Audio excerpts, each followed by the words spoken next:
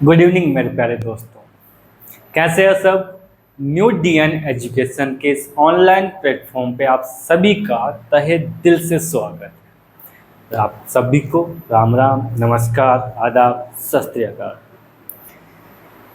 हमने past tense पूरा complete कर लिया था। पास्ट टेंस हमने पूरा कंप्लीट कर लिया था। आज हम स्टार्ट करने जा रहे हैं किसको? Future indefinite. फ्यूचर इंडेफिनिट बहुत ही आसान है, तो फ्यूचर टेंस ही बहुत आसान है। लेकिन फ्यूचर की डिस्कशन करने से पहले फ्यूचर की डिस्कशन करने से पहले मैं आपको फ्यूचर के बारे में कुछ थोड़ा सा नॉलेज देना चाहूँगा कि फ्यूचर टेंस, क्योंकि शुरुआत में जब मैंने इसका इंट्रोडक्शन स्टार्ट किया था तब आपसे एक चर्चा की थी कि फ्यूचर को हम क्या नहीं मानते? टेंस नहीं मानते। फ्यूचर को हम टेंस नहीं मानते। क्यों नहीं मानते, ऐसा क्यों होता है, इस बात को समझने की कोशिश करते हैं। तो देखो बेटा, पहले तो मेरे को एक बात बताओ, फ्यूचर में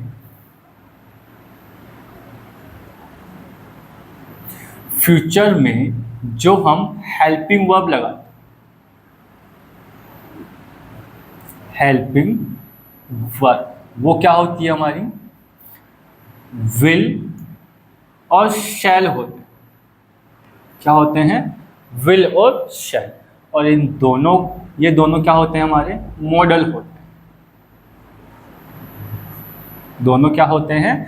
मॉडल होते हैं, जो दोनों के दोनों क्या करते हैं? फ्यूचर की इमेजिनेशन या प्रोमिस या किसी धमकी को शो करने की कोशिश करते हैं। पहली बात शायद आपको समझ में आई होगी। इसके बाद मैं कहूँ कि मॉडल में एक सेंटेंस लिखता हूँ, उस सेंटेंस के थ्रू आप ये जानेंगे हम। मैंने लिखा I will come their. I will come दियर। मुझे एक बात बताओ, ये विल और ये वर्ब की बेस फॉर्म, फर्स्ट फॉर्म कोई नहीं बोलेगा इसे, ये क्या होगी? वर्ब की बेस फॉर्म। तो ये तो मॉडल हो गया, और मॉडल के साथ हम वर्ब की बेस फॉर्म यूज करते हैं। ये बात समझ में आ गई। एक कंडीशन ये हो गई कि सर ये फ्यूचर टेंस नहीं है तो मॉडल का सेंटेंस है। दूसरा, आई, मैं इसी सेंटेंस में विल को मैंने रिमूव किया, कम दियर। तो एक बात बताओ मुझे, विल की जो जगह यहां पे थी उसको मैंने जब खाली छोड़ा तब भी सेंटेंस मेरा गलत नहीं हुआ? तब भी मेरा सेंटेंस यहां देखो रॉन्ग नहीं हुआ है। और ऐसी कंडीशन कहां होती है? ओनली मॉडल्स में होती है। ऐसी कंडीशन कहां होती है? ओनली मॉडल्स में देखने को मिलती है। इसका मतलब सर ये कहीं ना कहीं इस टाइप में, किसमें? इस टाइप में ही क्या होगी? गड़बड़ है। गड़बड़ कुछ नहीं है बेटा, जो चीज हुई नहीं है उसको रियल कैसे माना जाए? और रियल है ही नहीं तो उसे टेंस में पढ़ेंगे कैसे? लेकिन कुछ कल्पनाएं हमारी रियल हो जाती हैं। एक्सपेक्टेड हम करते हैं, एक्सपेक्टेशन सब चीज़ों में लगाते हैं, और उन एक्सपेक्टेशन में से कुछ चीज़ें हमारी रियल हो जाती हैं, तो हम ये मान लेते हैं कि फ्यूचर टेंस भी होता है। तो हम ये मान लेते हैं कि फ्यूचर टेंस भी होता है। बाकी अगर रियल की बात करें तो इसका कोई भी एग्जिस्ट नहीं है। क्यों? क्योंकि मैंने आपको कहा था क्या कि टेंस जो टॉपिक है, किसमें? टेंस में रियल एक्शन को पढ़ते हैं। किसको पढ़ते हैं? रियल एक्शन को। और रियल एक्शन जो एक्टिविटी हमारी होंगी वही तो होंगी। अब जो चीज़ हुई नहीं उसको कहाँ से पढ़ोगे? दूसरी चीज़, मैंने आपको सेंटेंस को आइडेंटिफाई करना किससे बताया था? वर्ब से बताया। किससे बताया था? वर्ब से। अब वर्ब से हम प्रेजेंट को कर लेते हैं, पास्ट को कर लेते हैं, लेकिन फ्यूचर के लिए तो कोई वर्ब ही नहीं है, तो इसे आइडेंटिफाई कैसे करोगे? क्योंकि कहीं ना कहीं हमारे एक्शन को कौन शो करता है? वर्ब ही तो दिखाती है कि हम कौन सी एक्टिविटी करने जा रहे हैं। और जब इसके लिए कोई वर्ब है ही नहीं फ्यूचर के लिए, तो काहे का टेंस? काहे का टेंस? तो फ्यूचर टेंस हमारी ओनली इमेजिनेशंस पे डिपेंड होता है, एक्चुअल में उसका कोई केस होता नहीं। तो उन इमेजिनेशंस को दिखाने के लिए हम क्या करते हैं? विल और शैल का यूज करते हैं, जो हमारे प्रोमिस को दिखाते हैं। मैं कल स्कूल आऊंगा। सामान्य अगर जनरली अगर हम इस सेंटेंस के बारे में सोचना शुरू करें, थिंकिंग स्टार्ट करें, तो आपने कहीं ना कहीं सामने वाले कैंडिडेट से प्रोमिस ही तो किया। सामने वाले कैंडिडेट से कहीं ना कहीं आपने प्रोमिस ही तो किया। हाँ, हो सकता है लाइटली आपने टोकन की हो, बट है तो वो प्रोमिस। मैं तुझे देख लूंगा, है ना? वो आ रहे होंगे। आपसे पूछे पापा कहाँ हैं? पापा ऑफिस से आ रहे होंगे। पापा के आने का केस आपने सामने वाले को डिस्क्राइब किया, तो पापा आ रहे होंगे एक्चुअल में तो ये एक छोटा सा आपका क्या है बेटा? इमेजिनेशन ही तो है। सोचो इस बात को एक बार, अपना दिमाग लगाओ, क्या वाकई में ऐसा ही होता है क्या? बिल्कुल सोचो इस बात को, क्या वाकई में ऐसा ही होता है कि हम इसमें केवल और केवल प्रोमिस दिखाते हैं, है कि नहीं? और प्रोमिस को हम किसके साथ दिखाते हैं? विल और शैल। इसीलिए इसमें विल और शैल का यूज किया, किसमें? फ्यूचर में। अदर मॉडल्स का यूज नहीं किया, क्योंकि किसी के दिमाग में ये भी आ रहा हो तो सर फिर मॉडल का यूज करना था तो विल और शैल ही क्यों लगाया आपने? अरे विल और शैल को यूज करने की एक रीजन था, क्योंकि अदर जो भी मॉडल है वो सारे मॉडल किसी प्रॉपर कंडीशन को दिखाते हैं। और हमेशा हम अगर किसी से अगर प्रोमिस करेंगे तो विल शैल की तो बात करेंगे, और फ्यूचर में तो हम कंडीशन को, प्रोमिस को दिखाते हैं। बाबा बोलता है, बच्चा तेरा तो भविष्य बड़ा ही अंधकार में है। तो क्या करेगा बाबा? चल तुझे बोलता हूँ, तेरे ऊपर तो शनि का साया, मंगल की माया, बृहस्पति तेरे ऊपर तो बहुत कुंडली मार के बैठा है ना? तो तू एक काम कर, हनुमान जी के जा किया कितने? 16 मंगलवार तक, 16 सोमवार तुझे शंकर भगवान के जाना, तेरा सब कुछ ठीक हो जाएगा। तो कहीं ना कहीं उसने प्रोमिस ही तो किया, यू विल बी फाइन, तुम ठीक हो जाओ। यू विल बी फाइन, तुम ठीक हो जाओ। आई बात समझ में? कंडीशन ठीक है तो अब थोड़ा सा इसके बारे में हम 22 सेंटेंस भी समझने की कोशिश करते हैं। तो लगाइए अपनी हेडिंग फ्यूचर। और फ्यूचर में पहला कौन सा? इंडेफिनिट।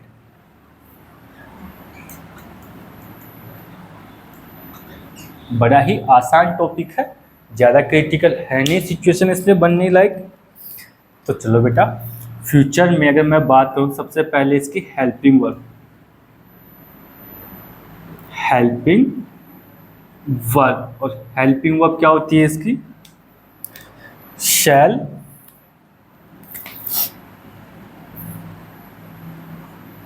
और विल। शैल का यूज करते हैं किसके साथ में? आई और वी के साथ। और विल अदर जो भी बच गया आपके, अदर का मतलब ही, सी, इट, नेम, यू और दे। है बात समझ में? फिर अगर मैन वर्ब की बात की जाए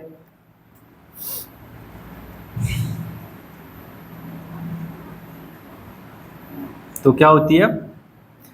फर्स्ट फॉर्म। क्या होती है? First form. तो मैं इसका एक सेंटेंस लिखूं क्या? They will come at my home on my birthday.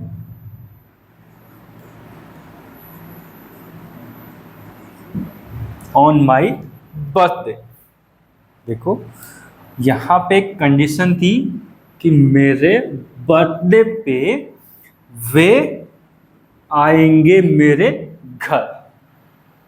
ठीक है, ये बात समझ में आई। ये तो आपका क्या बन गया, अफर्मेटिव केस। कौन सा बन गया,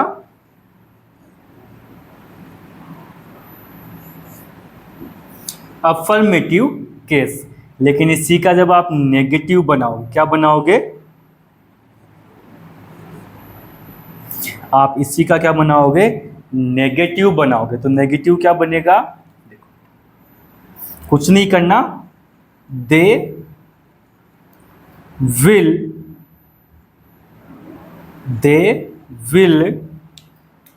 नॉट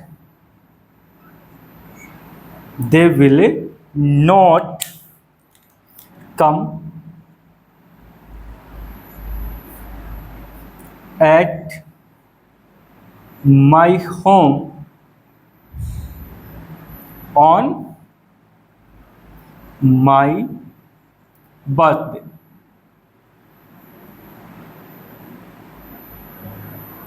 दो मिनट हो गया। अब नोट कहाँ लगाया हमने, आपकी हेल्पिंग वर्ब के बाद, आपकी हेल्पिंग वर्ब के बाद। नोट की पार्ट ऑफ स्पीच क्या होती है, एडवर्ब, और ये आपकी मेन वर्ब। नोट की पार्ट ऑफ स्पीच क्या होती है, एडवर्ब। देखो एड के बारे में सुन लो बेटा, जो भी आपके स्मॉल प्लेसेस होते हैं, जो भी आपके स्मॉल प्लेसेस होते हैं उनके साथ हम एट का यूज करते हैं, और फिक्स टाइम के लिए हम ऑन का भी यूज करते हैं। ठीक है, किसके लिए, फिक्स्ड टाइम के लिए ऑन का यूज किया जाता है, स्मॉल प्लेसेस के लिए एट का यूज किया जाता है। नॉट की पार्ट ऑफ स्पीच एडवर्ब होती है। ये बात समझ में आई। अब इसी का अगर मैं इंट्रोगेटिव बनाऊंगा, क्या करूंगा, इंट्रोगेटिव, तो क्या करेंगे,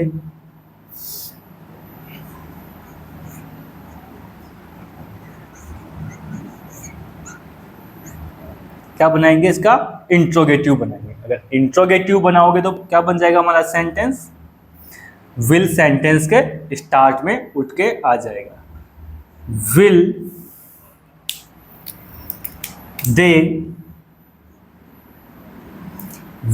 दे कम एट माई बर्थडे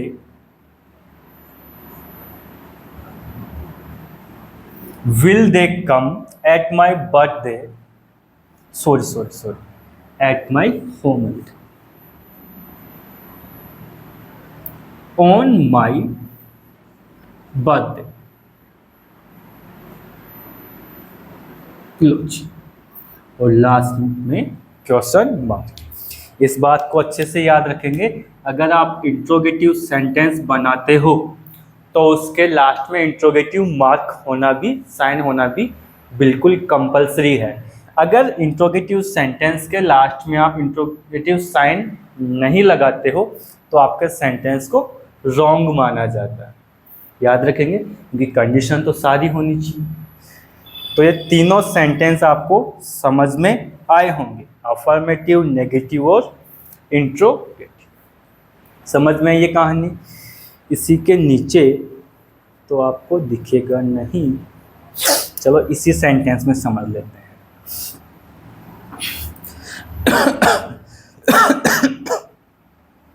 अगर हम इंट्रोगेटिव वर्ड का यूज करें तो जैसा मीनिंग लेंगे वैसा हम यहाँ पे से क्या कर देंगे, इसमें सेंटेंस में अपना WH वर्ड यूज कर लेंगे। जैसे मैं वहन करूंगा, कब आएंगे वो, तो मैं वहन लगाऊंगा तो अपना टाइम जो था वो रिमूव कर दूंगा।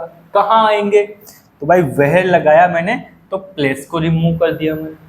तो जैसा WH वर्ड यूज करेंगे वैसा यहाँ पे हम इस सेंटेंस में से उस पार्ट को रिमूव कर देंगे। आई बात समझ में। तो ये आपका एक बेसिक सा कंसेप्ट था, इसी के बाद हम पढ़ेंगे इसकी कुछ एडवर्ब को। इसी के बाद हम पढ़ेंगे किसको, इसकी कुछ एडवर्ब। आपने इसका स्क्रीनशॉट लिया होगा, तो मैं इसकी कुछ एडवर्ब लिखूँ, केवल सेंटेंसेस को रिमूव करूंगा और कुछ भी नहीं। चलो, मैंने केवल इसके सेंटेंस को रिमूव किया है। ये फर्स्ट फॉर्म, आ जाओ तो लिखो इसकी क्या एडवर्ब।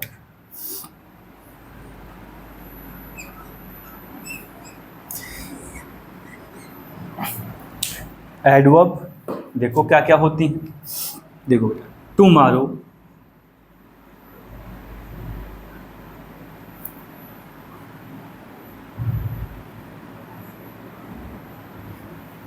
क्या होती है, टुमारो। टुमारो का मतलब होता है आने वाला कल, अगले दिन की, फ्यूचर में बात करेंगे। बात समझ में आई। लेकिन इस टुमारो को हम कुछ और भी ऐड करके लिख सकते हैं। कैसे, मैं बोलूं टुमारो, और इसमें मैंने ऐड करने के लिए कहा क्या, टाइम। क्या ऐड किया मैंने इसमें से, टाइम को ऐड किया। अब टाइम का मतलब क्या है सर, तो टाइम का मतलब हो गया मॉर्निंग। टाइम से क्या मतलब निकला, मॉर्निंग। Tomorrow morning. फिर बोलूं मैं क्या, टुमारो इवनिंग। टुमारो इवनिंग, कल सुबह। फिर बोला मैंने टुमारो आफ्टरनून।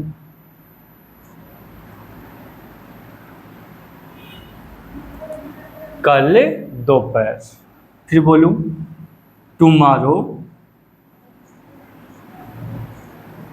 नाइट, कल रात्रि। और एक और बोल दे tomorrow mid night.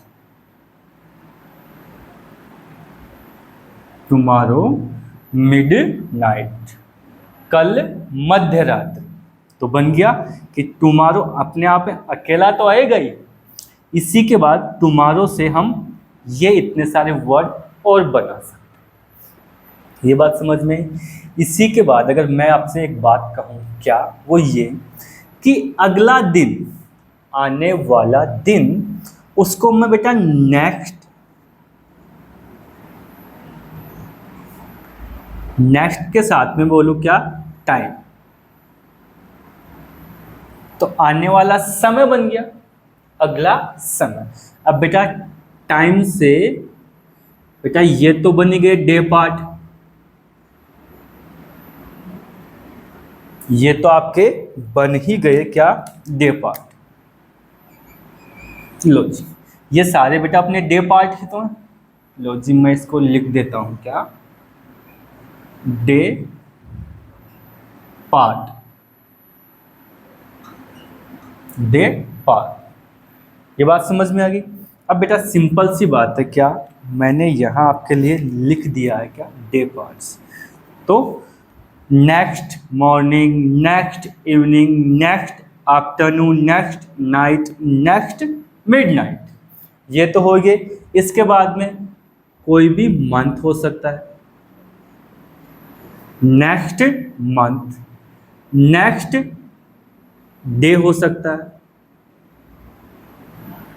Next week हो सकता है, और नेक्स्ट ईयर हो सकता है। सिंपल सी कहानी है, बन सकते हैं ऐसी चीज़ें।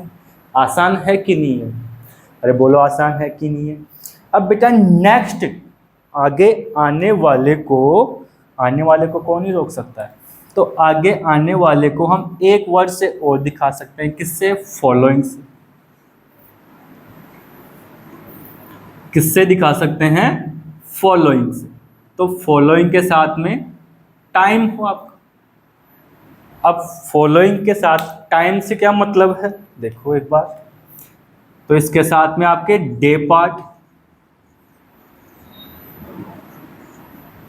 और साथ में देखो बेटा, डे, मंथ, वीक, ईयर, ये भी हो सकते हैं।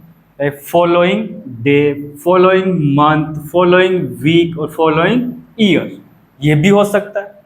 और following evening, following morning, following afternoon, following night और फॉलोइंग मिडनाइट, बिल्कुल हो सकते हैं। इसी के साथ में आपका एक और लिखूं तो मैं, कोई भी फ्यूचर टाइम। अब फ्यूचर का टाइम और एक्स्ट्रा कैसे, देखो यहां से अगर मैं समझाने की कोशिश करूं तो आज हो गई कितनी आपकी 14 अगस्त 2025। मैं यहाँ समझाने की कोशिश करूँ आपको तो मैंने क्या लिखा, 14 अगस्त 2025। तो बेटा आज के दिन से मैं आगे की बात करूं, आगे वाला दिन, तो 14 से मैं क्या कर लूं, 15 अगस्त 2025। ये फ्यूचर का टाइम ही तो है। अब इसी में मैं ऐसे लिख दूं बेटा, अभी क्या चल रहा है, अगस्त, तो मैं सितंबर 2025, है कि नहीं, ये भी फ्यूचर का टाइम ही है। देखो ये तो अपना प्रेजेंट है, क्या है, प्रेजेंट। इससे मैं एक दिन आगे जाऊं तो फ्यूचर ही है। अब दिन को हटा दिया मैंने तो मंथ के आगे चला गया तो ये भी फ्यूचर है। अब सर ईयर के भी तो फ्यूचर में चले जाओ, तो ये लो जी 2026। तो यहां से समझाने का मतलब है कि फ्यूचर की कोई डेट हो, फ्यूचर का कोई मंथ हो या फ्यूचर की कोई ईयर हो, ये सारा का सारा क्या है, फ्यूचर टाइम ही तो है। ऐसे ही आज हो गया क्या, वेडनेसडे,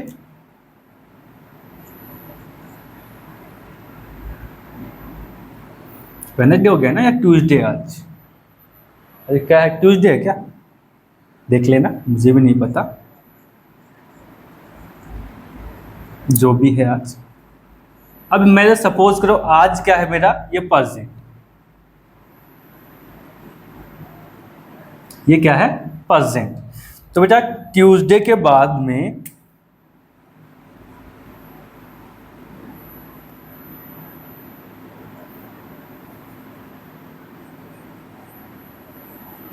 वेडनेसडे आएगा, थर्सडे आएगा, फ्राइडे आएगा।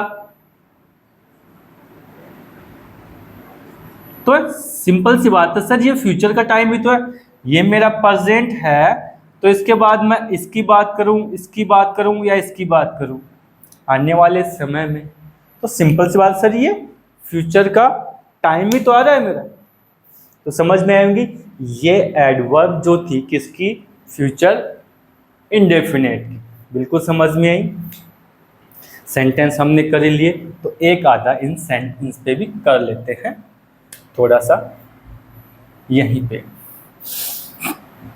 तो देखो बेटा,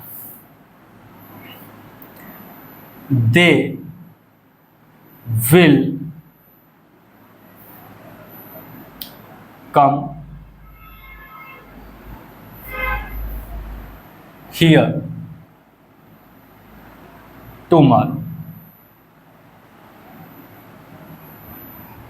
तो ये सिंपल सी एक कहानी है, क्या कि ये आपकी क्या मिल गई है, एक एडवर्ब मिल गई है आपको, जो आपने अभी पढ़ी, और इसी के बेस पे यहाँ देखो क्या आ गया, फ्यूचर इंडेफिनेट आपको मिल गया कि विल सेल के साथ में वर्ब की फर्स्ट फॉर्म। ठीक है, तो ये बेसिक सी कहानी थी, ये तो आपकी पूरी हुई। अब इसका एक छोटा सा कंसेप्ट है, वो मैं आपको बताता हूँ, इसको रफ करके। बड़ी ही आसान बात है, घबराने की बात जरूरत है ही नहीं।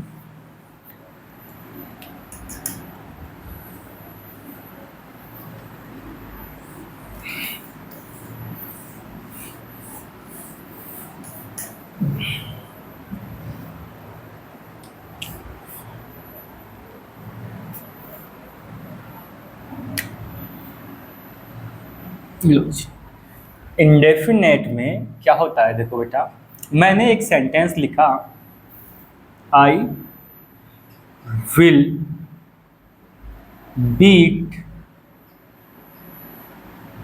यू, है कि नहीं? मैंने ये बात किसके लिए लिखी? मेरे फॉर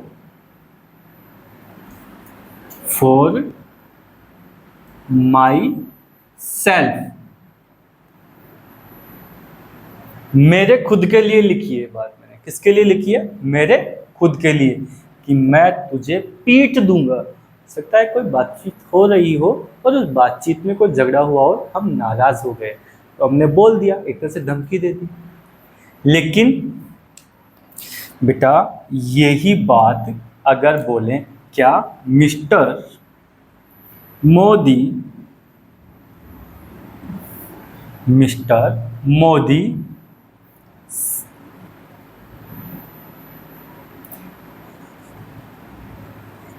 सेज टू पाकिस्तान, क्या आई विल बीट यू, तो बेटा एक बात बताओ, क्या ये बात, ये तो एक धमकी हो गई, मैं तुझे पीट दूंगा, है ना? पीटने का मतलब हराना, किसी भी तरह से मारना, पीटना। तो बेटा एक बात आओ, क्या ये हेडलाइन नहीं बनेगी? क्या ये हेडलाइन नहीं बनेगी?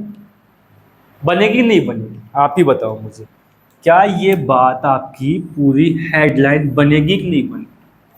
अगर कोई चीज हेडलाइन बनने के लायक है तो सिंपल सी बात है सर, इसको तो हमने एक जगह पहले और पढ़ा था। कहाँ पे? प्रेजेंट के इंडेफिनेट में, कि न्यूज़पेपर की हेडलाइंस कहाँ लिखी जाती हैं? प्रेजेंट इंडेफिनेट में लिखी जाती हैं। तो इसको ऐसे भी लिख सकते हैं, क्या मिस्टर मोदी सेज टू पाक आई बीट यू। आई बात समझ में? अरे आई की नहीं आई बेटा? इसी बात को मैं ऐसे भी लिख सकता हूं दोनों केस। लेकिन क्या मैं अगर इससे लिखता हूं, क्या आई बीट यू, तो बेटा ये बिल्कुल बात गलत है। ये बात क्या होगी? बिल्कुल 100% रॉन्ग होने वाली है। क्यों होने वाली है?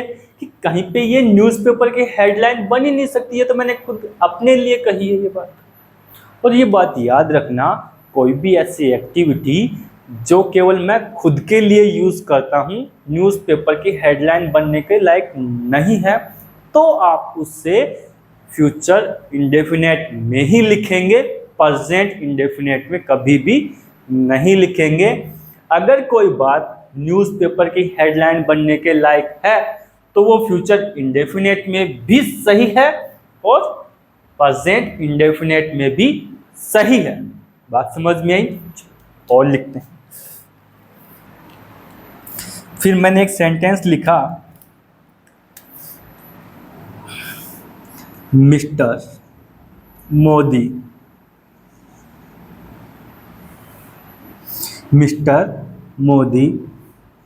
Will beat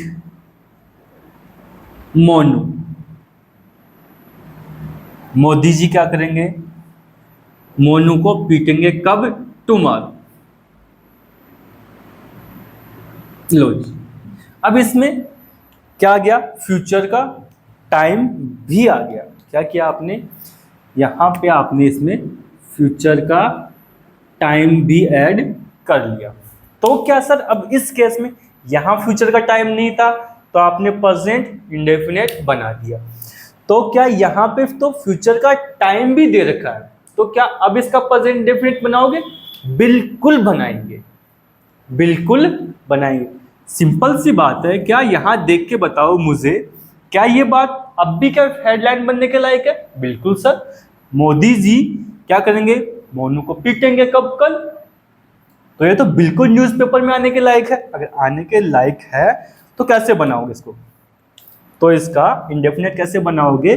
mister Modi beats, mister Modi beats Monu. ये फ्यूचर का टाइम भी इसके साथ में आएगा। क्या करेंगे? इसको लोग रेड पेन से लिखते हैं टुमारो।